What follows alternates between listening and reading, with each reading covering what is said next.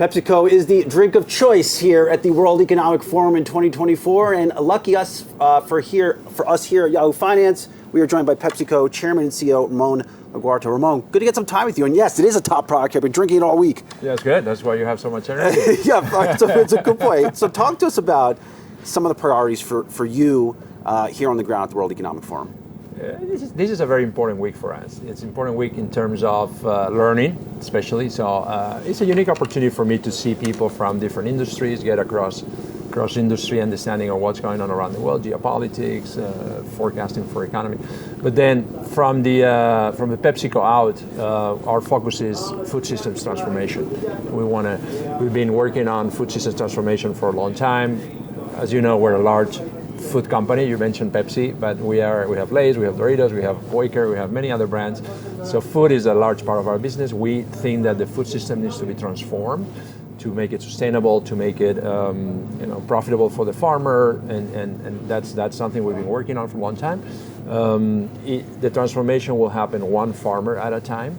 And a lot of our efforts is convening an ecosystem of players that can help transforming that farmer one at a time, technical understanding, financial knowledge, cultural disruption for them in how they adopt new practices that will make them more sustainable long term, will protect the soil, and will make agriculture more sustainable. And that's our focus for this week. I think most sane people can agree climate change is the thing. As that continues and in some cases get worse over the next 10, 20, 30, 40 years, is there a way to protect the PepsiCo business? Well, that's why we're so intentional about the agriculture and the food system. At the end, we will be successful 20 years from now if we have resilient agriculture everywhere we play. So that's one of the elements. Of course, then we need to evolve our portfolio to make it sustainable for people, make sure that is great tasting and nutritious and everything else. There is obviously waste management and everything else. Those are areas where we're very focused as well, and we want to create the right momentum politically and financially to build recycling infrastructure, which in many countries around the world is inexistent, including the US, where we have great opportunities to build a consumer understanding, but most importantly, the infrastructure to take waste back into companies like ours that we're willing to recycle. We're willing to our bottles to be 100% rPET versus 30% or 20% that we have today in some parts of the portfolio. We were talking to the CEO of NASDAQ, Adina Friedman, on the ground here at the World Economic Forum, and she was talking about the remake of her company, a lot of focus on technology, and it made me think about what you have done under your leadership at PepsiCo, a series of big acquisitions. I think back to Rockstar, it's a brand that I know, taking a stake in Celsius, another product that I consume around the clock virtually. Why are you making some of these deals, and what is triggering them ultimately? Well, in our strategy of transformation of the portfolio or new capabilities that we need to be, as you were saying, successful 20 years from now, there's a lot of things we can do ourselves. There's a lot of things that make more sense to go and acquire. For example, one that I'm very proud of and I think is going to pay for us long term is SodaStream. SodaStream is a platform that will allow us to transform our beverage business. And I believe that long term we'll be able to empower consumers to create their own drinks and to combine it in ways that they like, and we will eliminate plastic. We'll eliminate a lot of unnecessary logistic costs and things that create pollution. And those are.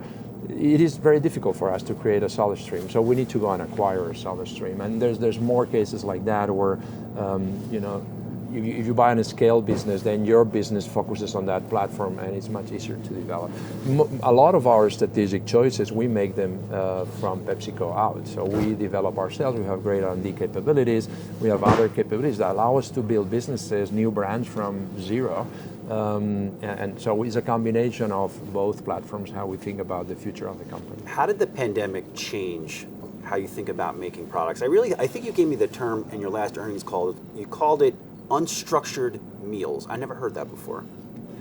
Well, that is, I don't think the pandemic changed that. I think this has been a global trend for many years. If you think about lifestyle evolutions and urbanization and dual income families and all that, unstructured meals means that more and more calories are being eaten in not informal sit-down meals with the full family. And I think we have a unique opportunity to build the right set of solutions for consumers as they think about nutrition, convenience, taste, that triangle that is very strategic.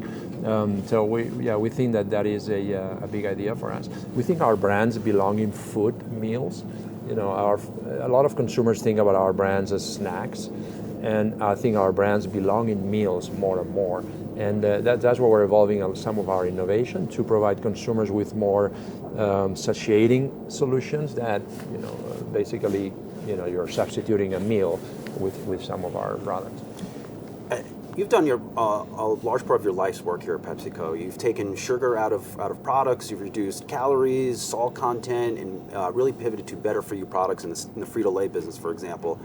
Does it bother you that a lot of these products are being called ultra processed, and what does that word even mean to you?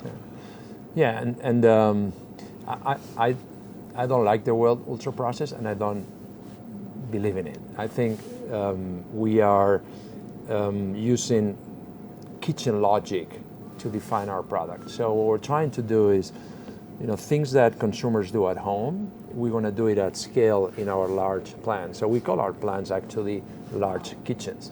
And the people that work in the lines, when you talk to them, they'll call themselves cooks. So we're using kitchen logic to say we can give consumers great tasting products, nutritious. As you said, we've been at this for many, many years. And this debate of vilifying anything that is packaged goods almost and call it ultra processed, I think it's not going to help us move, you know, to what is food safety and what is giving people food around the world.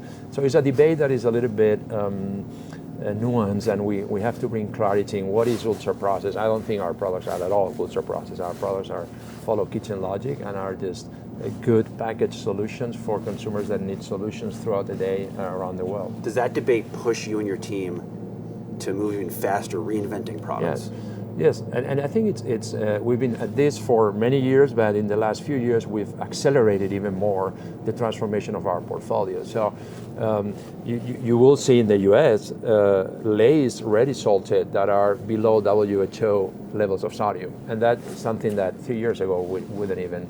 We were scared to do it. We thought the consumer would be very negative. The consumer is actually embracing these solutions at scale, including countries like the U.S., where the levels of sugar and salt are higher than other parts of the world. So we feel very strong, and we feel very. I think we have the solutions to how we transform our portfolio into better options with the same great taste, which I think is the intersection that the consumer is looking for. And no impact from weight loss drugs. I mean, these drugs to me seem confined to the East Coast, West Coast. The whole Middle America is still consuming your products. Do you see any impact from that yet? Well, I think the East Coast and the West Coast also consume our products. Yeah. And I can attest to that. I'm happy for that. But so the obesity drugs, we've been studying this for a long time now. There's still a lot of unknowns of how big this could be, the level of adoption, and how fast it could go. Our current assumptions is that this will be a long-term, if anything, adoption in the U.S. And that also the consumers that we're seeing taking the drugs, they have a very balanced diet. And actually they continue to eat our snacks and our drinks. And so our portfolio is almost naturally hedged against the consumer behavioral changes that we're observing with when people adopt the drugs. And it's going to be a small burn, you know, it's not going to happen overnight. So we will have time to continue to double down on our R&D capabilities, evolve the portfolio, maybe even accelerate if needed. Or as you were saying, there could be M&A opportunities that we can use to complement some of the maybe protein spaces where we have some brands but maybe not enough, or some other opportunities that we might see in the portfolio as we understand better what are the behavioral changes that consumers have when they take these sort of medications. I told you off camera, PepsiCo is one of the first companies I wrote about as a young reporter. I think I'm 15 years into covering this company, and I've always been amazed by the consistency and performance. And one stat that I came across recently, you have beaten your earnings estimates by 55 straight quarters. Like, that's not even normal. But I think to do that, it says a lot about leadership, and it says a lot about your leadership at the company. Talk to us about how you lead a company like PepsiCo, a global company like PepsiCo. Yeah. Some of your, I guess, tips to success. Some principles that I have. I the one principle, as you said, you mentioned the word global. I think we are actually a set of local companies. And the way I think about us in the marketplace is we need to win in 200 markets where we participate, and the equation for success in every market is different. So I want to have very empowered general managers that think end-to-end about how to optimize the cost structure, the portfolio, the talent base that we have to win in that market. That is enabled by a global company in technology, data, values, culture, obviously financial capabilities, but that's the way I think about the company. Now, I think also about the company with a concept that I use in my life all the time, which is perform to potential. I think my role is to help the organization reach its potential all the time, which means every individual needs to be inspired to reach its potential, and the teams need to be inspired to reach its potential, which is not easy, but it's a good mental model on how you drive an organization. Another principle of mine is big changes to big things, and which you've done at PepsiCo. Yeah, and it's sometimes it's not easy, because obviously there is a risk aversion in the teams, but you can inspire people to make big changes to big things, take bigger risks, and reach the potential of the company. So that's how I'm thinking about the organization. I like transparency, I like trust, I like empowerment. I think those are ways how you run an organization of our scale in today's world, because the truth is that the last 4 years, 5 years have shown us that you cannot run a company from a central point. There's so much going on, and there's local events. You just mentioned some geopolitics, devaluations. I mean, everything happening. You cannot have a company run from a central point. You need to, empower the organization to run it. And we have great people. We have great talent. We've always been investing in people. I came from the bottom of the company, and I know the kind of people we have and how important they are to the success of the company. And I believe that, for example, AI will help us become an even more empowered company. We'll be able to move more decision making, more information to the front line, and they will really, be the owners of a lot of decisions. They make, many decisions every day. If we can help them make better decisions every day, the company will be better. So those are philosophies on how I run the business, and they are a bit my personality and my experience. No, it's a real treat to get some time with you here at the World Economic Forum. Ramon Laguarta, Chairman and CEO of PepsiCo. We'll talk to you soon. Enjoy the rest of the week. Thank you very much, Ryan.